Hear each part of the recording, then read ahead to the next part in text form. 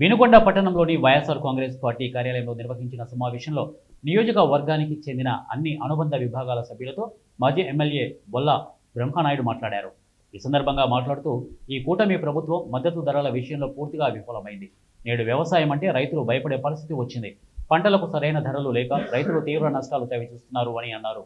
ఇటీవల వెల్లటూరు గ్రామంలో జరిగిన ఈ ఘటనపై ఆవేదన వ్యక్తం చేస్తూ వైఎస్ఆర్ కాంగ్రెస్ పార్టీ ఓటు వేశారు అనే నెపంతో నిరుపేద కుటుంబాలకు చెందిన ఇళ్లను కూల్చివేయడం హేయమైన చర్యగా భావిస్తున్నారు.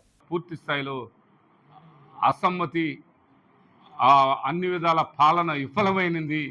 అవన్నీ కూడా అన్ని సర్వేలు చెబుతున్నాయి. రేపొద్దున లోకల్ ఎలక్షన్లో, స్థానిక ఎలక్షన్లలో కూడా పూర్తి స్థాయిలో వైసీపీకి పట్టు బిగిస్తుంది అని చెప్తున్నటువంటి పరిస్థితి.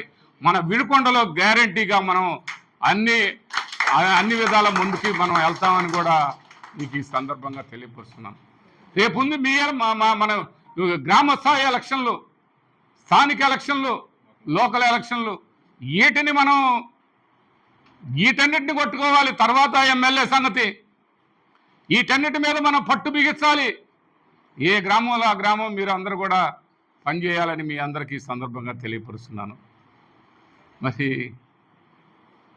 మీ అందరూ ఇందాక చెప్పిన విధంగా గాంధీ గారు కనిపించట్లేదని పేపర్లో చూశాను. అసలు వినుకొండలో ఎప్పటి నుంచో ఉందండి. అక్కడ మండల ఆఫీస్ దగ్గర గాంధీ మహాత్ముని విగ్రహం.